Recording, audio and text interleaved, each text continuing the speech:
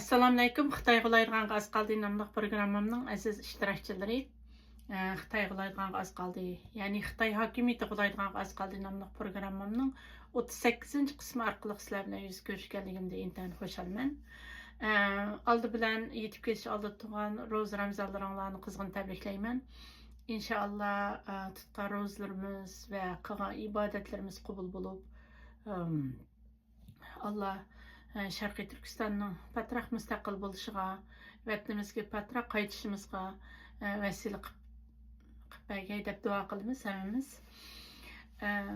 Ondan başqa shu 2-nji ay kirishi bilan 2-nji ayning 5-nji kuni G'ulji 5 fevral inqilob yuz berganligiga 29 yil to'lgan kun.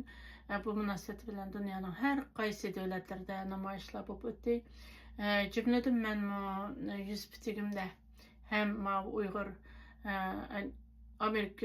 Amerika'daki Tahir İmin Uyguryan inimiz aşkan Uyghur poçtisi axbarat merkezi torbetide men zəhərləngan şəhərinin isyanı namıda bir umzur elan qıldım. Eğer xalsanda mening yüz bitik bitimge veya ki Uyghur poçtisi torbeti kirib ko'rib o'qib bo'ldi. Bugun men programmamning 38 qismini muqaddima, doimga o'xshash muqaddima, asos mazmun va xotim qilib o'rinlashtirdim. Dunyo tartibida nurg'ulg'an o'zgarishlar bo'lib ketyotdi. Bu shu Donald Trump efendim hokimiyat beshiga chiqqandan bugunga qadar bu o'zgarishlarning hammasi Xitoyni qistab, bir bulonga qistab ekep qo'yish, Xitoydan qo'lni uzish, Xitoy bilan yaqin munosabat o'rnatib ketgan davlatlarni Xitoydan qo'lni uzib, Amerika bilan bir safda turishga chaqirish haqida bo'layotdi. Xitoy borgan sari biz o'ylagandek ichki qismida bo'lsin va tashqi dunyo vaziyatida bo'lsin, nihoyat nurg'un siqilib, qisilib qilishlarga duch kelyotdi. Bu Xitoyning kelajakda qo'laydiganligining bishorati albatta. Ama yakında şu Germaniyaniki München şehrida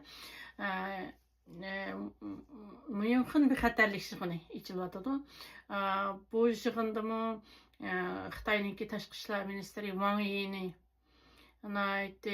ig'ir ahvolda qoldirib qo'ydigan keskin savollar so'raldi. Dunyo tartibini qo'g'dash, dunyo bilan masqadamni menish jihatda Xitoyning qanday rol o'ynaydiganligi haqida, bu Ukrayna meseleleri haqida keskin savollar so'raldi.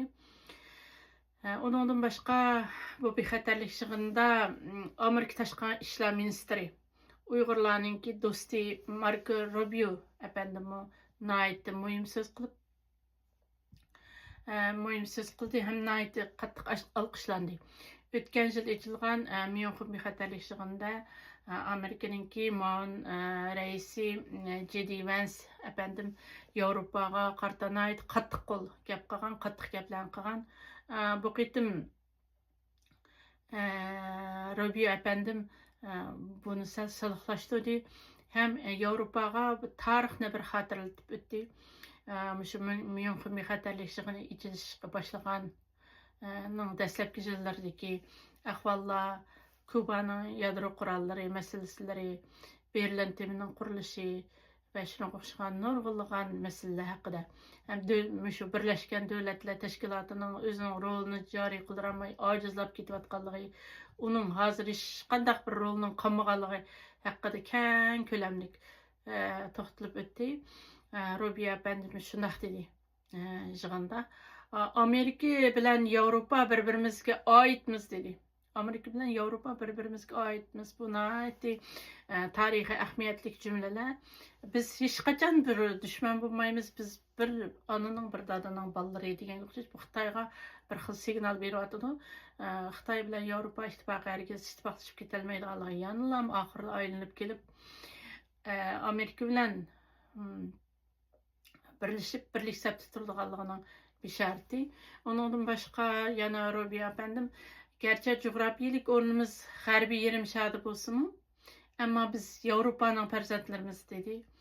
Washingtonning Shimoliy Atlantik Ahdi Tashkilotidan voz kechish o'yini yo'qligini, ammo Yevropa liderlarining bir yurish xatolarni o'tkazganligini tilga ilib, Yevropa bilan Amerika o'rtasidagi kelisholmaslikning asosiy sababining faqatla iqtisodiy va askariy jihatdan bo'lmasdan, balki ma'naviy va madaniyat jihatda chunqur bog'lanishimiz bo'lgan, Yevropaga nisbatan bo'lgan jiddiy andishlarimiz sababidan kelib chiqyotidi dedi. Bu jiddiy andishlar albatta Xitoyni ko'z tutgan andishlar. Yevropaning kuchli bo'lishini va putrab turishini umid qilamiz dedi. Rubio'ning so'zlari qattiq chavak alqishlar bilan alqishlandi yig'inda. Undan boshqa shu Yevropaning va Amerikaning o'tkazgan burungi xatoliklari bo'libmi, Ikkinchi dunyo urushidan keyin iqtisodlarning yuksalishiga erishib, sanoatlarni, zavodlarni boshqalarning qo'liga o'tkazib qo'yganligi, shu sababdan o'zining zavodlaridan, sanoatlaridan ayrilib nurg'unlagan ishsizlik masalalarini kelib chiqqanligi, ta'minlash zanjirlarini boshqalarning qo'liga tutqizib qo'yib, oxirida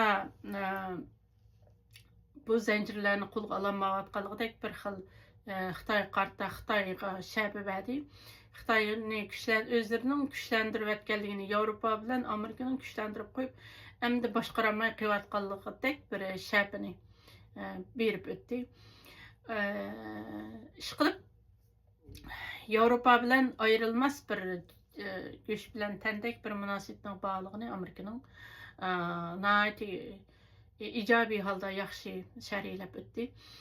Bu ya'ni Amerikaning bilan Yevropaning birlashib Xitoyni ojizlatish jihatda o'rtaq bir kuch ekanligini texnik keskin dunyoga bildirdi. Onundan boshqa dunyoda bo'layotgan muhim ishlardan shu yaqinda dunyodagi eng muhim ishlarning birisi, yaqinda Amerika Qo'shma Shtatlari Avom palatasi Xitoy qaratgan va Tayvanni qo'llaydigan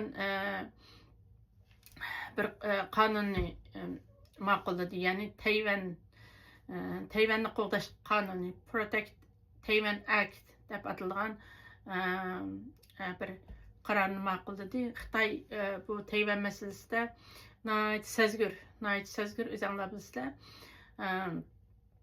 Tayvan Jungo'ning ayrilmas bir qismi deb qarab kelaylik uzundan buyon. Bu Tayvanni qo'g'dash qonuni Xitoyning bekchiniq deydi, bu sakrab ketdi. Bayonotlarni berib, bu Avom palatasida 395 ga qarshi 2 ovoz bilan qabul qilindi. Endi senatorlarga yo'llandi ekan. Agar senatorlar ham qabul qilib, prezident Donald Trump imzo atgandan keyin bu Tayvanni qo'g'dash qonuni kuchga ega bo'ldi ekan. Agar Aqsaray Tayvan bu qonunning asosli muhim roli nima degan vaqtida, agar Aqsaray Tayvan yaqinda jiddiy tahdid kuchash mumkin deb qarasa, bu xil vaziyat Amerikaga ziyon yetkazadi deb qarasa, bu qonunni ishlatib Xitoyga zarb bergan, Xitoyni qanday zarb bergan degan vaqtida bu qonunni ishlatish orqali Washington Xitoyni dunyoning iqtisodiy tizimligidagi muhim xalqaro organlardan chiqarib etishga tirishgan. Masalan, Xalqaro sud tashkiloti, sanoatlashgan 20 davlatlar birligi, xalqaro banklar birligi tashkilotlari, masalan Bank of International Settlements deganga o'xshash, Moliya turaqliq kemishi, Financial Stability Board va boshqa ko'plagan taraqqiy qilayotgan dunyodagi muhim organlardan Xitoyni qo'llab chiqarib etilgan.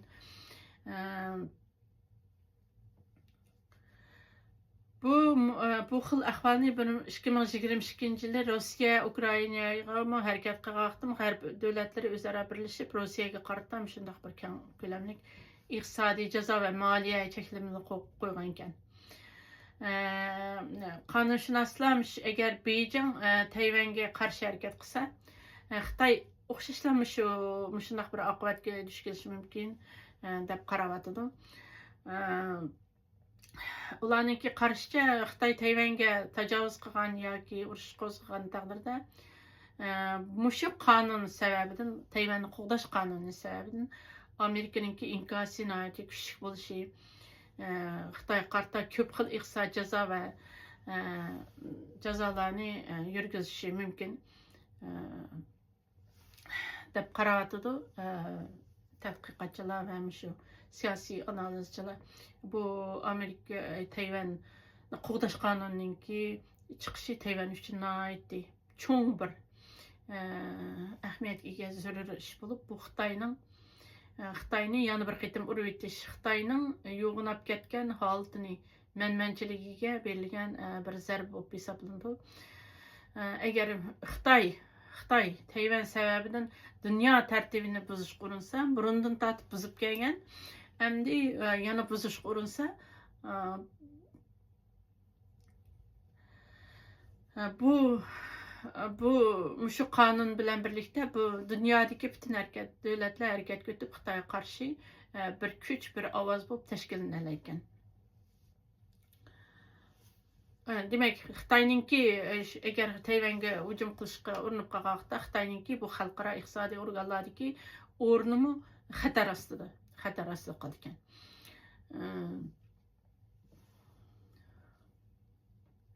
Endi Xitoy o'zini Tayvanni faqat Jungoning ayrilmas bir qismi deb qaraydi. Ammo uni Tayvanni o'ziniki Xitoy cho'nqurligiga qaytarib kelish uchun iqtisodiy kuch ishlatadiganligini har qachon propoz qilib kelganlik dunyoga. Amerika uchun bo'lsa, Tayvan faqat siyosiy bir sherik emas, balki strategik sherik. Bu orol dunyo bo'yicha eng ilg'or yerim o'tkazgich chiplarning taxminan 90%ni ishlab chiqardi. Tayvan 90% chip shu Tayvan ishlab chiqarildi. Shuning bilan birga u Amerikaning muhim savdo sheriklaridan biri. 1979-yili Amerika Tayvan Relations Act, Tayvan bilan munosabat qurish qonuni yo'l qo'yib, Amerika Tayvanninki davlat mudofaa harbiy ishlariga yordam berish majburiyatini ustiga olgan. Keyingi yillarda nurg'unlagan qurolli yordam nimalarni yo'l qo'ygan Tayvanga qarta. F-35 degan o'xshash aeroplanlarni nihoyat yuqori texnik urushda ishlatilgan qurollarni Tayvanga yordam qilgan. Raketalarni, undan boshqa urush aeroplanlarini, dengiz mudofaasiga oid jihozlarni yordam qilib kelgan. Beijing bo'lsa, bu Xitoy bu Amerikaning Tayvanga qaratgan qurol setib berish harakatiga izchil qarshi turib kelgandi. Bu qitim chiqadigan shu Tayvanni qo'g'dash qonuni 1979-yili Amerika taraf e'lon qilgan Tayvan bilan munosabat qurish qonunininki davom bo'lib, bu texmo kuchli bir qonun bo'lib, shu Tayvan bilan munosabat qurish qonuni bilan birlikda harakat qilib bordi. Xitoy taraf bu Amerikan qo'g'dash qonunini Amerikaninki bir Xitoy prinsipi va Xitoy Amerika o'rtasidagi 3 o'rtaq bayonotga jiddiy xiloflik qildi deb qarab bayonotlarni berib ketdi. Bu Amerikaninki Tayvanni qo'g'dash qonuni e'lon qilinishi Xitoyninki hukmronligi, xavfsizligi va bir butunligiga ziyon yetkazadi, andaq-mundaq deb qaqshidi. Tayvan bo'g'zining tinchlik va turaqlikni buzadi deb, undan boshqa Tayvan mustaqillik kuchlariga xato signal berdiganligini bildirib, qattiq norozilik bildirdi Xitoy. Amerika Kongresi Tayvan meselesinde qattiq pozitsiya tutib, Xitayga kuchli bir pozitsiya bildirayotgan bir vaqtda Aqsaray bo'libmi Donald Trump efendim nisbatan Tayvanga nisbatan yaqin oyog'izi sal ehtiyotkorlik bilan bir yo'l tutyotdi. Yaqinda shu Yaponiya bosh ministri Sanae Takaichi xonimninki men o'tgan programmalarimda tilga ilib o'tib ketgan yigit ayol Takaichi, ya'ni Xi Jinpingning oldida Xitoydagi Uyg'urlarning vaziyatidan andish qilyapman dalaligan Sanae Takaichi xonimning Tayvan haqidagi qilgan so'zlari, ya'ni agar Beijing Tayvanga hujum qilib qolsa, Yaponiya qilgan tahdid deb qarab harbiy kuch qo'llanadi degan so'zlari o'tirda diplomatik keskinlik yaratgan. Shuning uchun bu masalada sal turib qoldi. Donald Trump efendim bir xil ehtiyotchan va ig'ir besiq muomala bo'ladi. Chunki bu uch qashqar chiqib Sanae Takaichi xonimni qo'llaydiganligini bildirmadi. Bu kishilarda savol paydo qilyotdi. Amerika rostdan bu masalada qanchalik ilgarilaydi yoki keskin to'qinishning oldini olish uchun ehtiyotchan siyosat yurgizyapti degan har xil savollarni paydo qilyotdi kishilarning kallasida. Undan boshqa rayondagi shu keskinliklarning ishishi bilan yana Amerika ba'zi muhim minerallar, bu kam uchraydigan minerallar jihatda Xitoyga bog'lanib qo'yapti hozir. Xitoyga bog'lanib qo'yayotganligidek bu bir vaziyat bor. Shuning uchun Donald Trump efendim keskin holda Takaichi xonimning so'zlarini qo'llaydiganligidek ifodasini bildiramadi. Şu nadir ilmitler o'zinglar bilasizlar, şu elektr sanoati, avtomobillar, urush sohasida keng ishlatilgan bir ilmit bo'lib, buni Xitoy bir kozir o'rinda ishlatib, Amerika qarshi bir kozir qilib ishlatib, Amerikani sal o'ng'aysiz ahvolga tushirib qo'yadi. Shuning uchun Amerika sal Xitoyga nisbatan ehtiyotkorroq bo'lishga majbur bo'ladi. Ammo bu vaziyatlar o'zgaradi. Albatta bu vaziyat o'zgaradi. Buningki nimasini oqibatini Xitoy albatta ig'ir o'taydi deb o'ylayman. Shuning uchun bu yerdagi shunday ahvollar Amerikaning ichki iqtisodiyotiga ziyon yetkazib qolgan ahvol ko'rilayotganligi uchun Xitoy qarshi yana keskin bo'lolmadi. Lekinki oldimizgi vaqtlarda ishonamizki Donald Trump efendim bu yil 4-oyda Xitoyga ziyorat qilmoqchi. Xi Jinping mening do'stim, undaq degan gaplarni bek kar qilib qo'yadi. Bularning hammasi qarshisidan chiqib hujum qilish taktikasidan iborat bo'lib, 1970-yili Reagan, Amerika zamonating Reaganmi shu chaqda Amerika bilan Xitoy munosabatlarini buzilib ketgan. Xitoy umumyuzlik Amerika tajovuzchilari, Amerika qog'oz yo'lvoz degan shiorlar bilan butun Xitoyni ichini to'ldirib o'tgan shunday bir vaziyatda Reagan Xitoy xalqim yaxshi xalq, Amerika xalqim yaxshi xalq degan chiroyli gaplarni qilish orqali Xitoyni ichiga singib kirib, Xitoyda nurg'ulg'an o'zgarishlarning yuz berishiga sabab bo'lgan.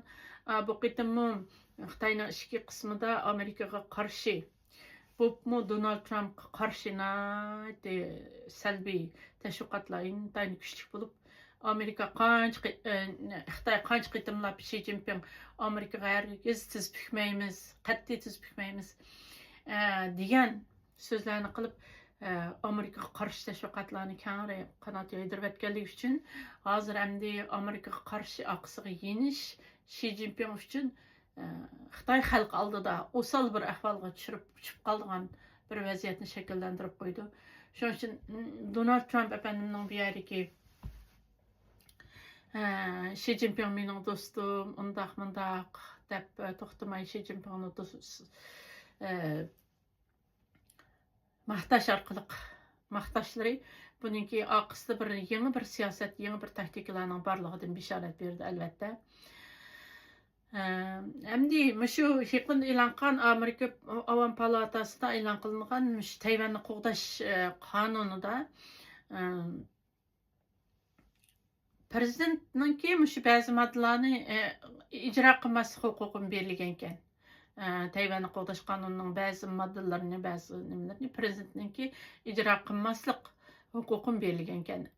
Agar o yerdagi ba'zi moddalar Amerikaning milliy manfaatiga mos kelmaydi deb qaralsa, prezident qonunining ba'zi qismlarini vaqtincha to'xtatib qo'yish mumkin ekan. Buningdan nimani his qilamiz? Uyg'urlar qanday bir dars olamiz degan vaqtida har qanday bir davlat uchun o'zininki milliy manfaati oldin qo'rinib turdi. Milliy manfaatini halqib, milliy manfaatini boshqalarga berayotgan asosda bir qonunlar, bir moddalar chiqmaydi. Buni Uyg'urlar yaxshi bilishi, bütün davlatlarning shundoq bo'lganligini, dunyo siyosatlari oldida do'stlik, diniy qarindosh, milliy qarindosh deganlarning ishlamaydiganligini mishallardan yaxshi bilib bo'ldi Uyg'urlar. Endi Tayvan taraf bu qonunni qo'llab Washingtondagi partiyalarning har ikki partiyaningki Tayvan tarafni qo'llayotganligidan mamnun bo'lganligini bildirib o'tdi. Uningdan boshqa bugun so'zlaydigan yana bir temam shu Yaponiyadagi siyosiy o'zgarish. Yaponiyada Xitoy qarshina qattiq qo'l bo'lgan Takaichi xonim, Sanae Takaichi xonim budaqi saylamda yana qaytadan yuqori ovoz bilan utib chiqdi. Takaichi xonimning g'olibiyati Xitoy va Amerika uchun nimadan derak berdi degan savol ostida mulohazamni davomlashtiraman. Yaponiyada Sanae Takaichining cho'ng g'alabasi saylamda utib chiqishi faqatlam o ishki jihatdagi Takaichi xonimninki siyosiy natijasi emas. Bu Sharqiy Osiyoda o'zgarib berayotgan kuch munosabatlarining bir ko'rinishi. Takaichi xonimning saylam g'olibiyati Xitoy, Amerika va butun rayon siyosatiga ta'sir ko'rsatishi mumkin. Undaqda bu g'alabaninki asas ma'nosi nima? Nimani tushundirdi Takaichi xonimninki bu qitimqi saylamda yuqori ovoz bilan utib chiqishi nimani tushundirdi? Bunun birinchisi ishki siyosiy sabab. Nibishga Yaponiya buncha qattiq bir rahbarni tanladi. Chunki keyingi yillarda Yaponiya siyosati turoqsiz bo'ldi. Qisqa muddat ichida bir necha bosh vazir chiqib o'zgarib turdi. Pul paxolligi oshdi. Xalqning siyosiy ishonchi pasayib ketdi Yaponiyada. Yaponiya xalqi turoqliq va qat'iy qaror qila oladigan rahbarni izlayotgan edi. Takaichi xonimning turoqliq bir rahbar bo'lib, davomliq ishlash degan tashabbus qilgan va o'zini qattiq ishlagan, shundaqla turoqliq. Bu jihatda Yaponiya xalqining ishonchiga erishgan bir liderdi. Ondan boshqa Xitoy qarshi qattiq qo'l bir rahbarni izlayotgandi. Chunki bundaq bo'lmaganda Xitoy hozir ilgari Yaponiyani bir bo'zaq qilishga boshlagan. Takaichi xonim o'zini qattiq qo'l, kaskin va xavfsizlikni oldiga qo'ydigan rahbar sifatida xalqqa namoyon qildi. Bu iqtisodiy qiyinchilik va rayondagi xavfsizlik bisimi artgan mushundaq ishib qolgan mushundaq bir paytda saylovchilarning ko'nglini tutishda muhim rol o'ynadi. Yana ikkinchisi Xitoy masalasi. Xitoyga nisbatan nimishki unda qattiq qo'l hech kim qilolmagan. Dunyoda man degan liderlar, hatto xil man degan liderlar qilolmagan shundaq bir gapni Takaichi xonim nimish qiloldi. Takaychi xonimninki Tayvan masalasida agar Xitoy Tayvanga hujum qilsa, askariy javob qaytarishimiz mumkin deb so'z qilishi bu hech qachon bir tasodifan emas. Bu Yaponiya siyosati ichida o'zgarib berayotgan qarashni ko'rsatadi.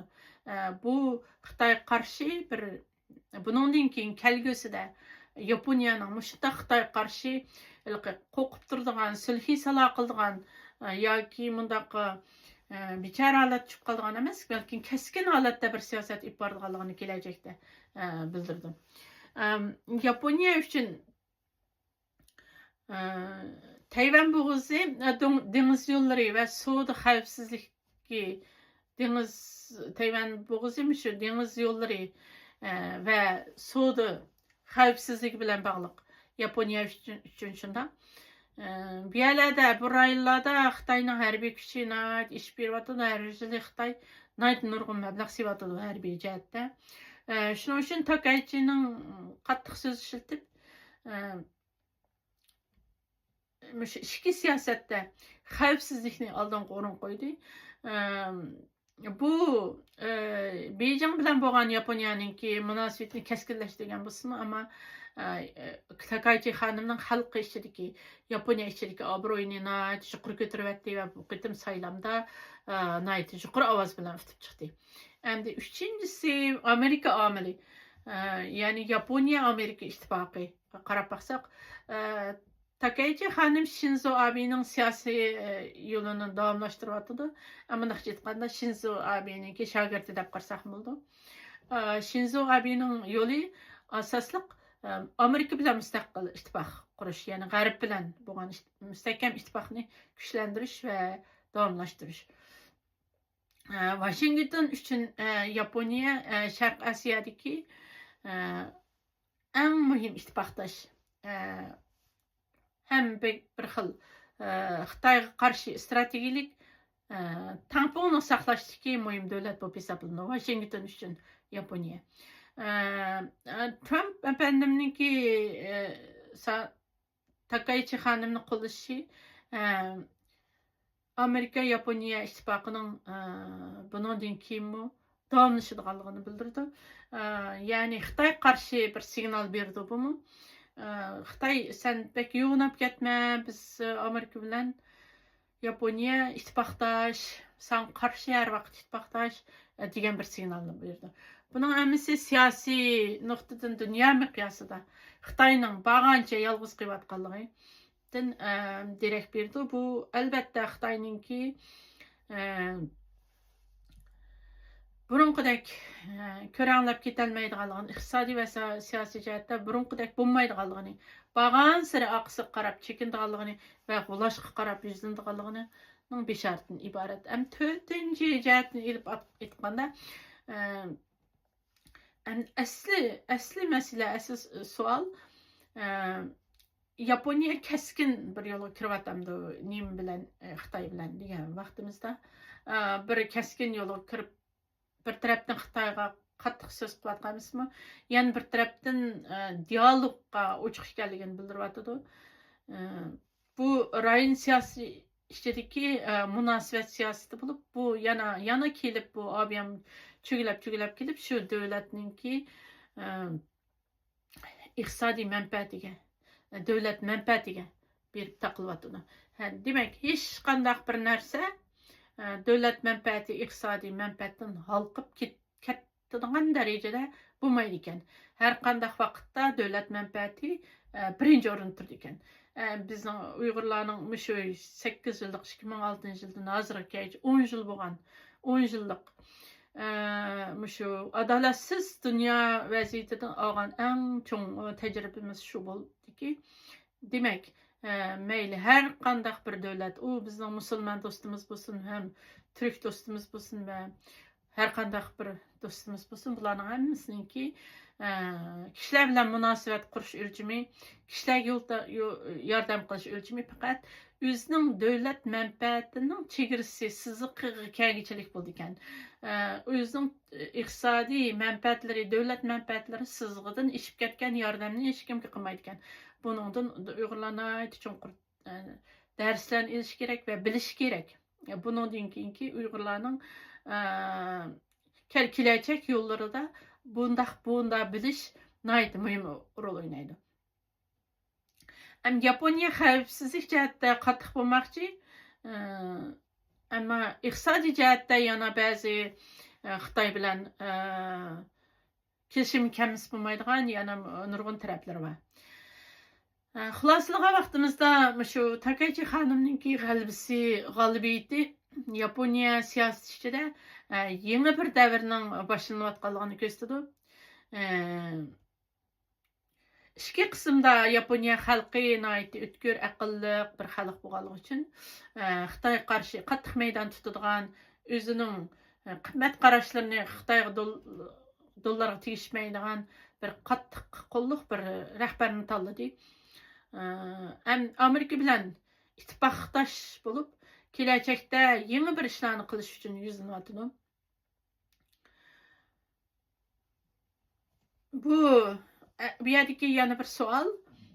Bu Takaichi xonimning qattiq siyosati rayonni turaqlashtira olamdi yoki rayondagi keskinlikni yana oshirib yetamdi? Bu yerda endi Uyg'urlar o'ylanishga tegishlikmish Yaponiya haqida gap bo'lganda, o'ylanishga tegishlik yana bir masala bor. Takaichi xonimdagi bir Xitoy qarshi qattiq qo'l bir rahbarninki shu Yaponiyada hokimiyat beshig'i saylanib chiqishi bilan birga, ya'ni Takaichi xonim bilan bir cho'lpon yulduz chaqnab birga chiqyotdi. U bo'lsa-mu Takaichi xonimning yinidagi bir Uyg'ur qizi Arfiya xonim qizimiz. Umu shu Avam palata saylimida yaqin o'tib chiqdi. Yana bir Uyg'urlar o'ylanib chiqqani tegishli narsa, shu Suriya demokratik erkin Suriya hukumat qurilgandan keyin Al-Shara dunyodagi nurg'unlagan liderlar qo'llashib ko'rishib, yangi Suriyaning erkin demokratik davlatni qurib chiqishi jarayonida dunyodagi sahnlarda ko'rilganda, uning oqisida onun bilan birga mirni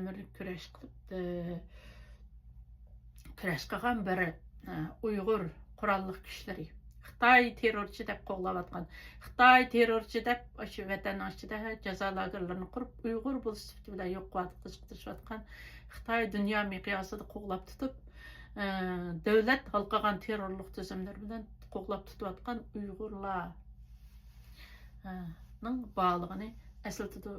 Al-Shara'nın yendeki Uyg'urlar. Yani Yaponiyadagi qattiq qo'l lider Takaichi xonimning yendeki Arfiya qizimiz bilan Al-Shara'nın yendeki Uyg'ur qahramonlari Uyg'urlarning dunyoda Xitoy tarafidan terrorist, diniy radikal, uch xil kuch, undaq kuch, mundaq kuch degan nurg'unlagan tuhmatlar bilan, qalpoqlar bilan 80 yıldan buyon nefes ilişqa, tiniq ilişqa qadir qilmayotgan Uyg'urlarning o'zini dunyo miqyosida ifodalash bo'lib hisoblanadi. Bu nuqtalarni yaxshi o'ylashimiz kerak Uyg'urlar. Masalan, bu Qur'on Uyg'urlarning bu xil ahvolini Qur'on qissalariga bog'lab tahlil qilgansak, Yusuf alayhissalomning Misr zindonlariga Züleyxa'nın bana cinsi parakendeçilik qildi degan tuhmati bilan shu Misr zindonlariga tashlangan. U yerdan chiqib ketish uchun Yusuf alayhissalom o'zini ifodalash kerakdi, isbotlash kerakdi. Xuddi hozir Xitoyninki terrorlik qalpog'i bilan dunyoda terrorchi degan tuhmatga, ihonatga qilayotgan Uyg'urlardeklar. Yusuf alayhissalom shu davrning Piravinninki, podshosiningki shu bir tushini o'rib berish taklifini topshirib oldi. Undan keyin tushiga ta'bir berib 7 yil mo'lliq, 7 yil qahachilik bo'ldi degan tushni o'rib bergandan keyin shu davr podshosiningki taqdirlashiga erishib bu Yusuf alayhissalomning o'zini ifodalashida muhim rol o'ynab zindondan chiqarildi. Ham Misrning dehqonchilik ministri, Misrning eng azizi buludu. Şuna oxşaş aynen muş yollarni besip ötüp Uygurlar. Bu noktalarni tahlil qilishimiz kerak. Hergiz Uygurlar ish qilolmadimiz, har qanday qandaq bir ish qilolmadik, Xitoy yo'g'inab ketdi degan narsalarni o'zinglarning minganglarga qachilab olmasliginglar kerak qarindoshlar. Biz agar Xitoyni kuchlanib ketdi deb tushunadigan bo'lsak, biz u chog'da umidsizlikqa petib qolgan bo'lamiz. Hozir Xitoy bilan apaq-chapaq munosabatlarni qilib ketayotgan, Xitoy bo'lmasa yashamaydigandek, Xitoy bo'lmasa tijorat qilolmayotgandek shundoq bir ahvolda yashayotgan qarindoshlarimizning shu kallasida Xitoy bek yo'g'inab ketdi, Uyg'urlar bek ojiz, yashinib qilolmaydi deydigan bir yushirin ongning o'zining kallasiga shu singdirib olganligi natijasidan shundoq bo'ladi. Undaq emas, Uyg'urlar borgan siri o'zini isbotlayotidi, yo'llarni menglayotidi, yo'llar ichilayotidi. Hamon bir kun Uyg'urlar dunyo sahnasi chaqnaydi. İpek yolunun haqiqiy egalari yana biz bo'lamiz. Tarixda İpek yolunun haqiqiy egalari biz bo'lgan. Buningdiki yana İpek yolunun haqiqiy egalarimiz bo'lamiz. Egalari biz bo'lamiz. O'tgangi programmamda deganimga o'xshash programmamni shundoq bir jumla bilan oxirlashtirmoqchimanki, xuddi Yusuf alayhissalomni quduqdan qutqizadigan bir karvon shu quduqning beshiga kelib to'xtaganidek, Uyg'urlarning shu qabohatli kunlardan, shu qirg'inchiliklardan, 80 yillik qirg'inchilikdan Xitoyning qutuldirilgan Uyg'urlarning beshiga ta shu Xitoy Pokiston iqtisodiy koridori, Qarqurum tog'lari, Xon Tangri tog'larining atroflariga, men oq bayroq emas she'rlar bilan mashhur bo'lgan Xon Tangri, Qarqurum, Pamir tog'larining atrofiga bir karvon kelib to'xtaydi hemen bir kun inshaalloh. Shuning uchun Uyg'urlarni umidvor bo'lishga, Xitoyning qulaydiganligiga ishonishiga va munoziralarda davomli qanday qurib chiqamiz biz vatanimizni, vatanimiz Xitoy g'ulab, vatanimiz mustaqil bo'lgandan keyin biz vatanimizni qanday qurib chiqamiz degan masalalar haqida ko'proq o'ylanishini umid qilaman. Shuning bilan bugungi Xitoy g'ulaydigan oz qoldi nomli programmamning 38. qismi oxirlashdi. 39. qismida ko'rishguncha omon bo'linglar. Sizlarga ro'zlarni yaxshi tutishinglarni, Allohning osonlik berishini umid qilaman. Xayr xo'sh.